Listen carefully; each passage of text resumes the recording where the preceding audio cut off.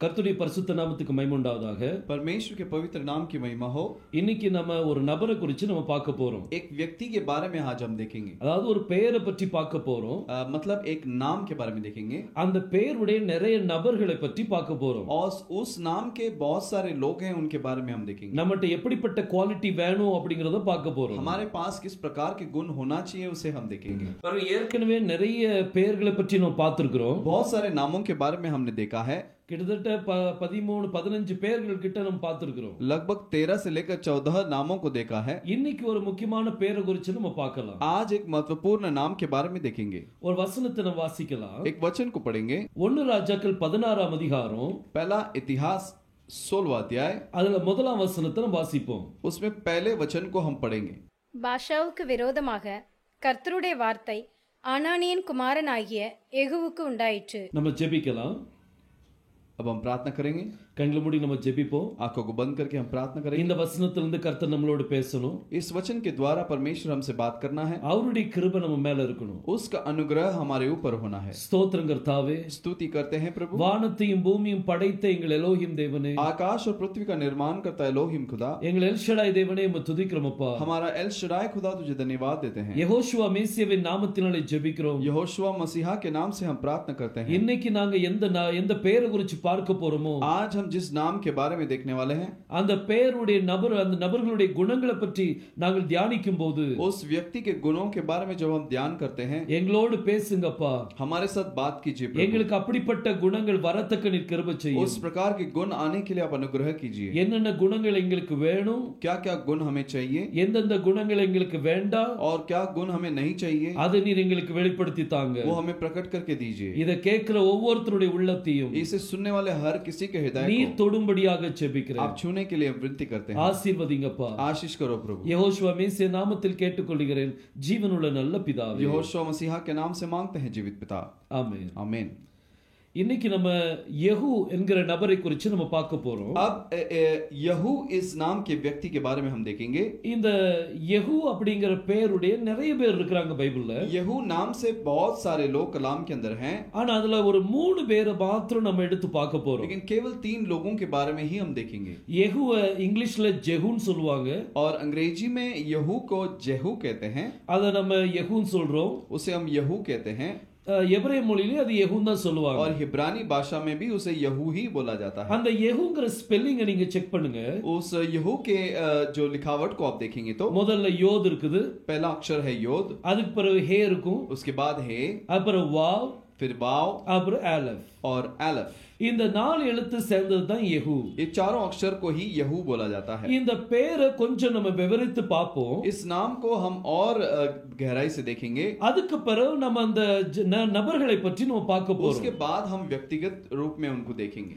இந்த முதல் எழுத்து யோத் ஹே வாவ், இந்த 3 எழுத்து எடுத்தீங்கன்னா पहले 3 अक्षर योद हे वाव इसे ले लेंगे तो அதை யெகூன்னு சொல்லுவாங்க. उसे यहू बोला जाता है। அது யாருடைய பேரு? वो किसका नाम है? அது யெகோவா தேவனுடைய பெயர். वो यहोवा परमेश्वर का नाम है।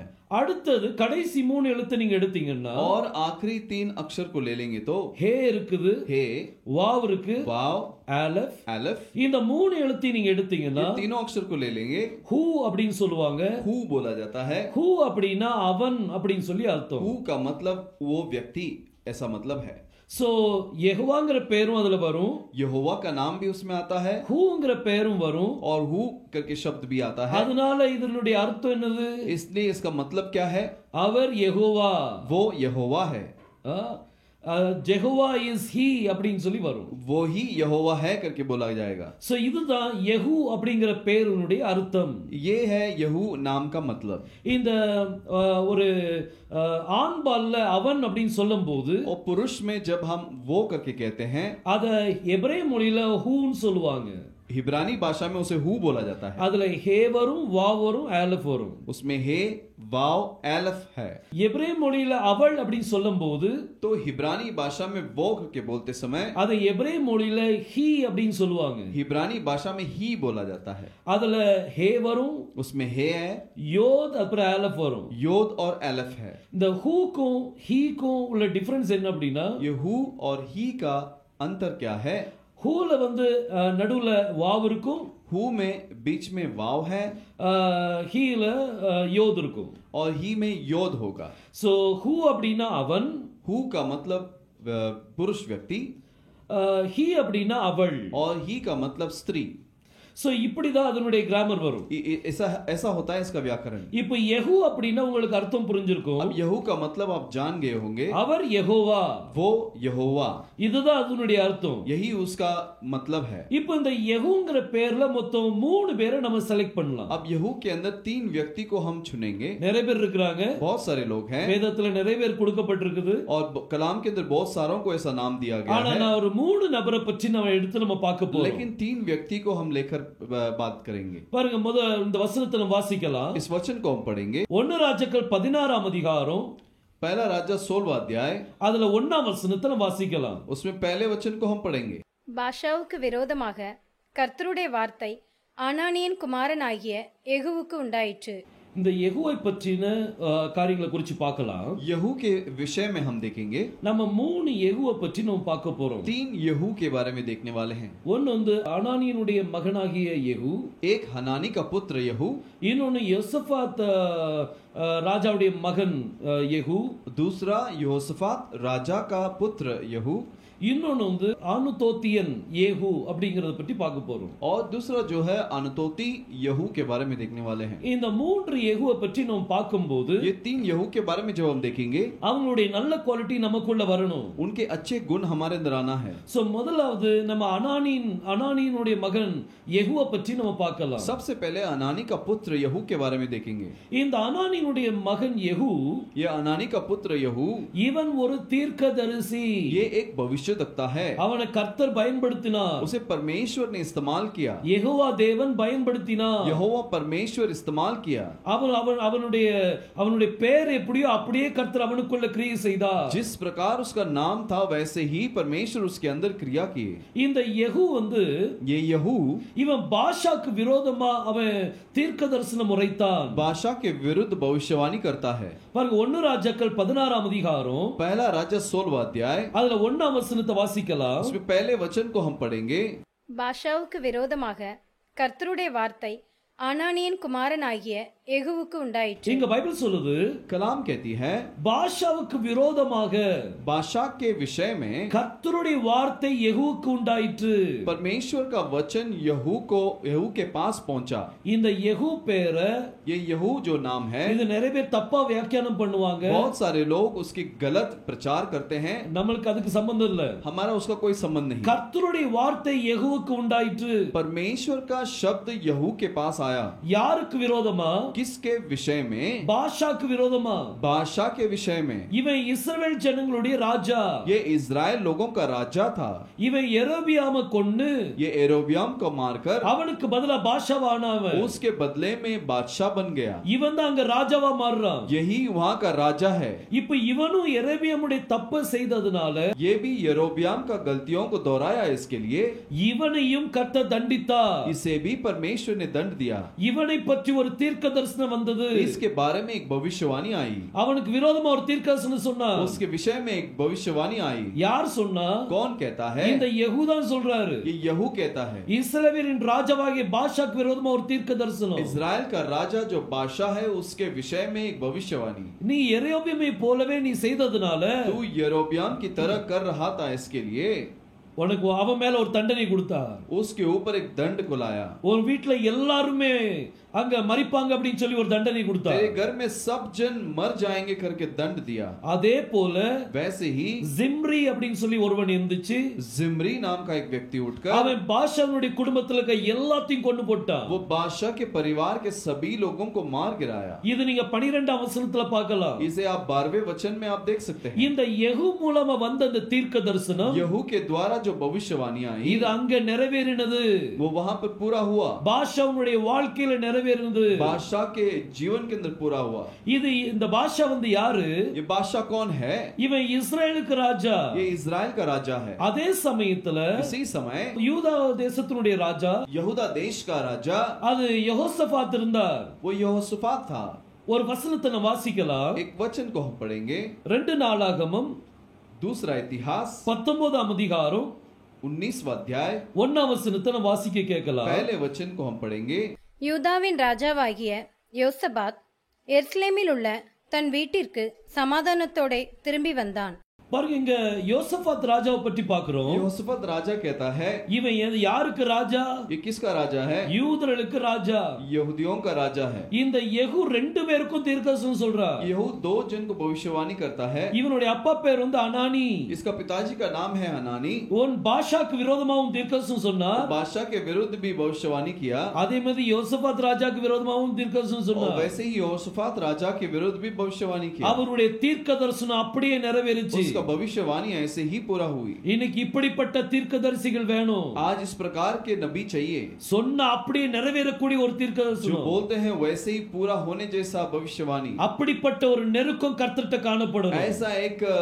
ऐसा एक संबंध परमेश्वर के साथ दिखना है। கர்த்தரோடு அப்படிப்பட்ட ஒரு நெருக்கம். परमेश्वर से ऐसा एक संबंध।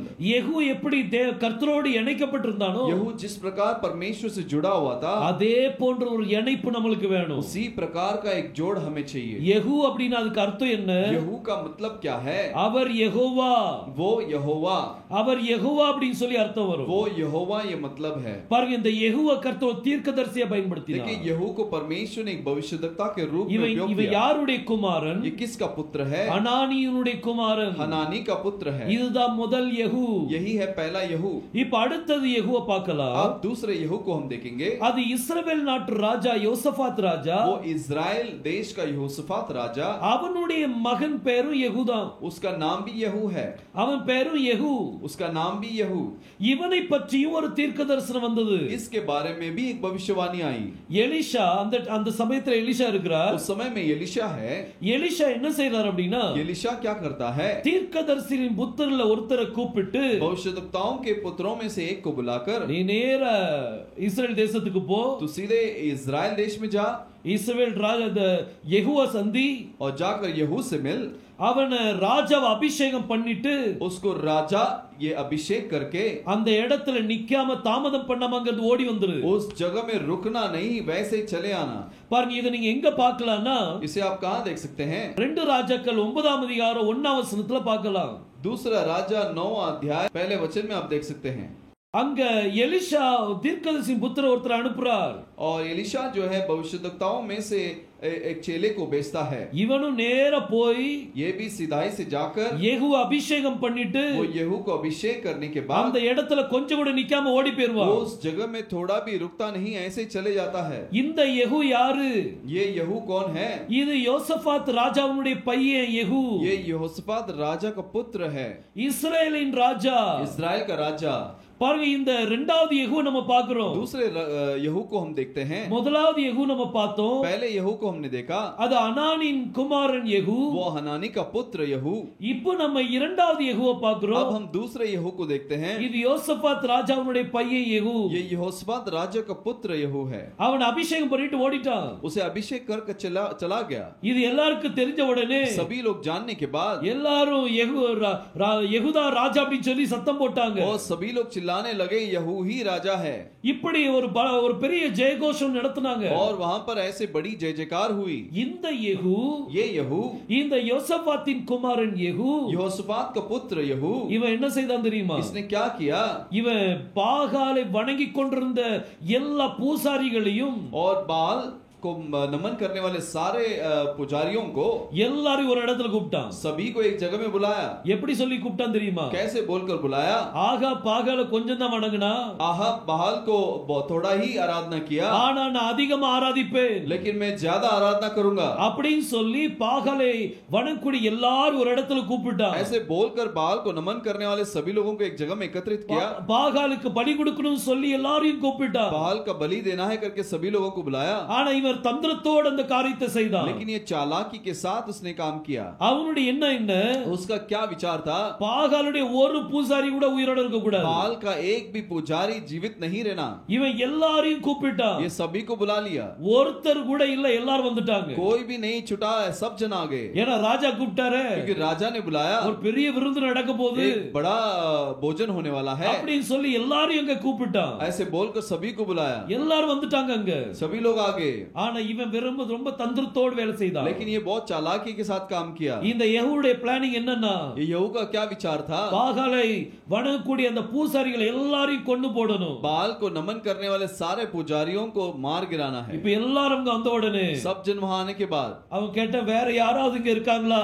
और उसने पूछा कि और कोई यहाँ पर है क्या? பாகாலை வணங்காத பூசாரிகள் யாராவது இருக்காங்களா? बाल को जो नमन नहीं करते ऐसे पुजारी कोई है क्या? அவங்க எல்லாம் வெளியே போயிட்டோம். वो सब बाहर जाने दो. வெறும் பாகாலை வணங்குற பூசாரியை மட்டும் பிடிச்சு வச்சா. केवल बाल को नमन करने वाले पुजारियों को पकड़ के रखा. அடுத்த கட்டம் என்ன நடந்துச்சு? उसके बाद क्या हुआ? அந்த பூசாரிகளை எல்லாத்தையும் கொண்டு போட்டான். वो सारे पुजारियों को मार दिया. ஒருத்தர் கூட உயிரோட இல்ல. एक व्यक्ति भी जीवित न था. எல்லாரையும் கொண்டு போட்டான். सभी को मार दिया. ஆனா இந்த யெகூ ராஜா, लेकिन ये राजा यहू இவ்வளவு ஒரு அருமையான காரியத்தை செய்த போதிலும் ऐसा अद्भुत काम करने के बावजूद भी யெரொபெயாம் செய்த தவறை இவனும் செய்தான். यरोब्याम ने जो गलत गुनाह किया उसे ये भी किया. அதனால இவனுக்கும் தண்டனை கிடைத்தது. इसलिए इसे भी दंड मिली.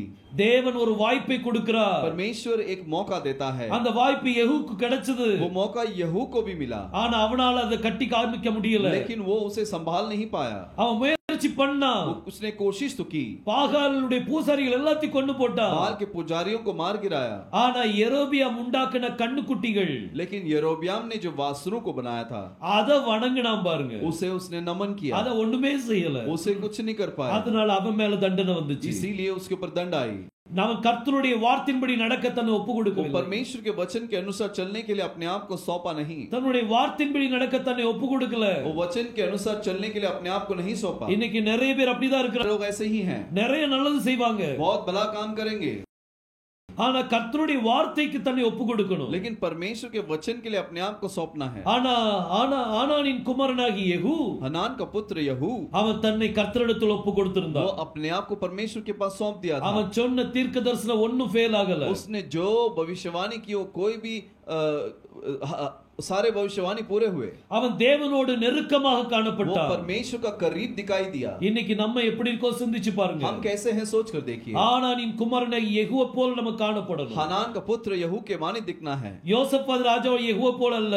योसफात राजा का पुत्र यहू के जैसे नहीं. அவன் நல்லதான் செஞ்சான். उसने भला ही किया. ஆனா யெரொபெயாம் செய்த பாவத்தை அவன் விடல. लेकिन यरोब्याम का जो पाप है उसे उसने नहीं छोड़ा. அவன் கர்த்தருடைய பாதையில் நடக்க தன்னை ஒப்பு கொடுக்கல. परमेश्वर के चरण में चलने के लिए उसने अपने आप को नहीं सौंपा. இதுதான் இரண்டாவது யெகூ. यह है दूसरा यहू. யெகூனா அதுக்கு அர்த்தம் என்ன? यहू का मतलब क्या है? பாருங்க, யெகூ அப்படின்னா यहू का मतलब அவர் யெகோவா அப்படின்னு சொல்லி அர்த்தம். वो यहोवा है, यही मतलब है. யெகோவா, அவர் யெகோவா அப்படின்னு சொல்லி அர்த்தம். वो यहोवा ये मतलब है. பாருங்க, அந்த பெயருடைய இந்த மனுஷன், उस नाम का व्यक्ति, யெகோவாவுடைய பெயருடைய இந்த மனுஷன், यहोवा के नाम का व्यक्ति, ஒருவன் எப்படி இருக்கான், இன்னொருத்தன் எப்படி இருக்கான் एक பாருங்க. व्यक्ति कैसा है, दूसरा व्यक्ति कैसा है. ஒருவன் கர்த்தரோடு இணைஞ்சிருக்கிறான்.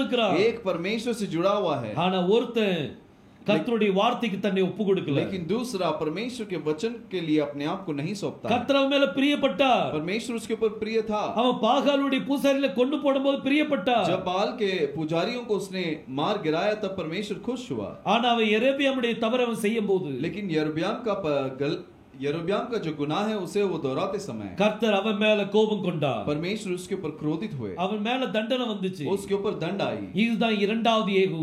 ये दूसरा यहू है. இப்போ மூணாவது யெகூவை பற்றி நம்ம பார்க்கலாம். अब तीसरा यहू के बारे में हम देखेंगे. ஆனதோத்தின் யெகூ, हनतोती यहू, இவன் எந்த குரூப்போட சேர்ந்தவன்? ये किस झुंड का है? ஆனதோத்தின் அந்த கூட்டத்தை சேர்ந்தவன். हनतोतीन के झुंड का है. இவன் பேரு யெகூதா. इसका नाम भी यहू है. ஆனா இவன் எந்த கூட்டத்துல இருந்தான் தெரியுமா? लेकिन ये किस झुंड में था? இவன் தாவீதுடைய கூட்டத்துல இருக்கிறான். ये दाऊद के झुंड में था. தாவீதுகிட்ட நிறைய போர் வீரர்கள் இருந்தாங்க. दाऊद के पास बहुत सारे सिपाही थे. ஆனா அதுல ஸ்பெஷல் வாரியர்ஸ் நிறைய பேர் இருந்தாங்க. लेकिन उसमें एक अद्भुत सिपाही थे. அதுல ஒருவன் தான் இந்த யெகூ.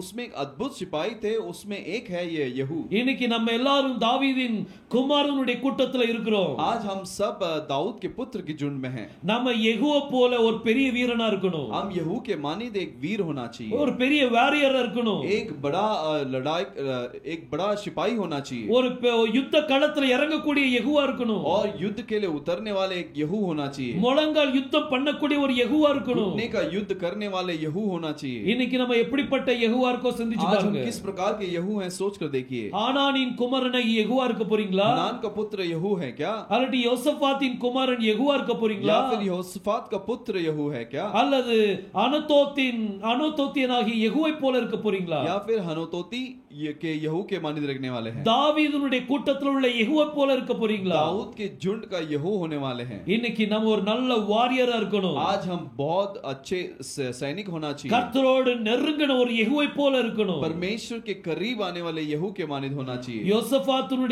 யோசபாத்துடைய குமாரனை யெகூவை போல இருக்க கூடாது. यहोशाफात का पुत्र यहू के मानित नहीं, அவன் பாகாலுடைய தீர்க்கதரிசனம் கொண்டு போட்டான். उसने बाल के भविष्यद्वक्ताओं को मार गिराया, ஆனால் அவன் யெரொபெயாம் செய்த தவறு அவனால விட முடியல. लेकिन यरोब्याम ने जो गुनाह किया उसे वो छोड़ नहीं पाया। அவன் விக்கிரகத்தை ஆராதிக்க वो ஆரம்பிச்சான். मूर्ति पूजा करने लगा। விக்கிரக ஆராதனை மிகப்பெரிய பாவம். मूर्ति पूजा बड़ी पाप है, கர்த்தர் வெறுக்கிற மிகப்பெரிய ஒரு பாவம் और விக்கிரகம். परमेश्वर जिसे नफरत करता है वो मूर्ति पूजा है, அது மிகப்பெரிய பாவம். बहुत बड़ा पाप है। அப்படிப்பட்ட பாவத்துக்குள்ள அவன் இருந்தான். इस प्रकार के पाप के अंदर वो था। இன்னைக்கு நம்ம அதுக்குள்ள போக வேண்டாம். आज हम उसके अंदर नहीं जाना। ஒரு அனானியனோட யெகூவை போல கர்த்தரோடு நெருங்கி இருப்போம். एक हनानी यहू के माने परमेश्वर से जुड़े रहेंगे, அல்லது தாவீதுனுடைய கூட்டத்தில் உள்ள ஒரு பெரிய போர் வீரனை போல இருப்போம். या फिर दाऊद के झुंड का एक बहुत बड़ा सिपाही रहेंगे, அவனும் ஒரு யெகூதான். वो भी एक यहू है। இன்னைக்கு நீங்களும் நானும் आज आप और मैं தாவீதின் குமாரனாகிய யெகோஷுவாவினுடைய கூட்டத்துல, दाऊद का जो झुंड है यहोशुआ के झुंड में, அந்த கூட்டத்துல நம்ம ஒரு முக்கியமான போர் வீரர்களா நம்ம இருக்கணும். उसके अंदर अब हम एक अद्भुत सैनिक होना चाहिए। நம்ம சாதாரண போர் வீரன் அல்ல, हम साधारण सैनिक नहीं, ஒரு ஸ்பெஷல் வாரியரா இருக்கணும். एक विशेष सैनिक होना चाहिए। கர்த்தர் அப்படியே உங்களை ஆசீர்வதிப்பாராக. परमेश्वर वैसे ही आपको आशीष करे। பாருங்க, இந்த யெகூங்கிற பேர்ல देखिए यहू नाम के अंदर இதுல நீங்க நாலு எழுத்தை நீங்க பாத்தீங்க. 4 अक्षरों को आपने देखा। மீண்டும் அந்த ஹீப்ரு எழுத்தை பார்க்கலாம். दोबारा उस हिब्रू अक्षर को हम देखेंगे। யோத், அப்புறம் ஹே வரும், योद हे, அப்புறம் வாவ், அப்புறம் கடைசில ஆலப் வரும். फिर वाव और आखिर में एलफ। இந்த 4 எழுத்து சேர்ந்தது தான் யெகூ. ये 4 अक्षरों को ही यहू बोला जाता யெகூ है। का அர்த்தம் என்ன? यहू का क्या मतलब है? அவர் யெகோவா, वो यहोवा, அப்படின்னு தான் அர்த்தம் அதுக்கு. ऐसा ही मतलब है। பாருங்க, இப்படிப்பட்ட ஒரு நம்ம யெகோவா எப்படி இருக்கணும் சிந்திச்சு பாருங்க. हम किस प्रकार का यहू होना है सोच कर देखिए। கர்த்தர் உங்களை ஆசீர்வதிப்பாராக. परमेश्वर आपको आशीष दे। கர்த்தரோடு நெருங்கின ஒரு யெகோவை போல இருப்போம். परमेश्वर से करीब होने वाले यहू के मानित रहेंगे। தாவீதுனுடைய கூட்டத்துல ஒரு ஸ்பெஷல் வாரியரை போல இருப்போம். दाऊद के झुंड के अंदर एक अद्भुत एक विशेष सैनिक के मानित रहेंगे। தாவீதின் குமாரனாகிய யெகோஷுவாவினுடைய கூட்டத்துல और दाऊद का पुत्र यहोशुआ के झुंड में ஒரு ஸ்பெஷல் வாரியரா நமக்கு இருப்போம். एक विशेष सैनिक बनेंगे। கர்த்தர் உங்களை ஆசீர்வதிப்பாராக. परमेश्वर आपको आशीष करे। இன்னைக்கு நம்ம 3 யெகோவை பற்றி நம்ம பார்த்திருக்கிறோம். आज हम 3 यहू के बारे में देखें। சோ முதல் யெகூ வந்து पहला यहू ஆனானின் குமாரனாகிய யெகூ, वो हनानी का पुत्र यहू। இரண்டாவது யெகூ दूसरा यहू யோசபாத்தின் குமாரன், यहोशाफात का पुत्र। மூணாவது யெகூ और तीसरा यहू தாவீதுனுடைய கூட்டத்துல ஒரு முக்கியமான போர் வீரன். दाऊद का झुंड के अंदर एक महत्वपूर्ण वीर है। இன்னைக்கு நம்ம எப்படி இருக்க போறோம் சிந்திச்சு आज பாருங்க. हम कैसे रहने वाले हैं सोच कर देखिए। கர்த்தர் உங்களை ஆசீர்வதிப்பாராக. परमेश्वर आपको आशीष करे। நம்ம தலையில் தாழ்த்தி நம்ம सरों ஜெபிக்கலாம். को झुकाकर हम प्रार्थना करेंगे। ஸ்தோத்திரம் கர்த்தாவே. स्तुति करते हैं प्रभु। வானத்தையும் பூமியும் படைத்த எங்கள் எலோஹிம் தேவனே, आकाश और पृथ्वी का निर्माण करता है एलोहिम खुदा। எங்கள் எல்ஷடாய் தேவனே, உம்மை துதிக்கிறோம் एल அப்பா. शडाई खुदा तुझे धन्यवाद देते हैं। யெகோஷுவா மேசியாவின் நாமத்தினாலே ஜெபிக்கிறோம். यहोशुआ मसीहा के नाम से प्रार्थना करते हैं। இதை கேட்டுக்கொண்டிருக்கிறவருடைய அருமை பிள்ளைகளை கர்த்தாவே, इसे जो सुन रहे हैं तेरे अद्भुत बच्चों को நீர் ஆசீர்வதிக்கும்படியாக वो ஜெபிக்கிறேன். आशीष करने के लिए हम विनती करते हैं। தாவீதுனுடைய கூட்டத்தில் இருந்த யெகூவை போல और दाऊद के झुंड के अंदर जो यहू था उसके माने தாவீதின் குமாரனாகிய யெகோஷுவாவினுடைய கூட்டத்துல, दाऊद का पुत्र यहोशुआ के झुंड में, உம்முடைய கூட்டத்துல आपके झुंड में ஒரு முக்கியமான போர் வீரனாக நீங்க மாற்றி கொடுங்க. एक अद्भुत वीर बना दीजिए। நீங்க ஆசீர்வதிங்கப்பா. आप आशीष कीजिए। தேவனே, ஆனானின் குமாரனாகிய யெகூவை போல हनान का पुत्र यहू के माने உம்மோடு நெருங்கின ஜீவியம் ஜீவிக்க आपका करीबी आपके साथ करीबी जीने के लिए நீர் ஒவ்வொருத்தரையும் ஆசீர்வதிங்க. आप हर किसी को आशीष எங்களை कीजिए। தாழ்த்தி உம்முடைய கரத்தில் தருகிறோம். हमें नम्र करके तेरे हाथ में देते हैं। யெகோஷுவா மேசியா நாமத்தில் கேட்டுக்கொள்கிறேன் ஜீவனுள்ள நல்ல பிதாவே. यहोशुआ मसीहा के नाम से मांगते हैं जीवित पिता। ஆமென். आमीन। கர்த்தர் நம்மை ஆசீர்வதிப்பாராக. परमेश्वर हमें आशीष दे। ஆமென். आमीन।